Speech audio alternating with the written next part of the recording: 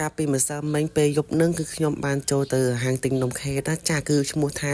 អង្គរខេតសៀមរាបបងប្អូនទាំងអស់គ្នានិយាយទៅគឺកន្លែងគាត់ណាអូយបងប្អូនទាំងអស់គ្នាលើកទី1ហ្មងដែលចំពេញចិត្តសេវាកម្មគាត់ហើយនំគាត់និយាយទៅគឺកំងបែបជាបងអែមណាបងប្អូនទាំងអស់គ្នាជានំខ្មែរយើងពិតតែម្ដងចានិយាយទៅគឺរសជាតិឈ្ងុយឆ្ងាញ់ហើយស្អាតដេកមកគឺស្អាតខ្លាំងមែនទេបងប្អូនទាំងអស់គ្នានេះនៅហាងគាត់នោះមានទាំងនំខេតមានជាបងអែមជានំអីក៏បានដែរបងប្អូនទាំងអស់គ្នាអាចកំងបានណាហើយក៏ធ្វើផ្ទាល់ដែរតែម្ដងណាចាហើយតាំងគឺងាយស្រួលរកខ្លាំងមែនទេហ្មងគឺនៅតមុខហាងទន្លេសាបបងប្អូនទាំងអស់គ្នានិយាយទៅគឺផ្លឹកបែបជា4ទៅផ្សារញ៉ែយើងបងប្អូនទាំងអស់គ្នាចាំធានាឲ្យហ្មងនិយាយទៅរសជាតិឆ្ងាញ់ហើយតម្លៃគឺសមរម្យខ្លាំងមែនទេនេះឥឡូវចាំបានមកដល់កន្លែង birthday គេនៅ Temple Container ហើយសំខាន់ណាម្ចាស់ខួបនេះពេលដែលឃើញនំនេះហើយអូយគាត់ពេញចិត្តណាបងប្អូនទាំងអស់គ្នាព្រោះថានៅហាងនំខេតអង្គរគឺ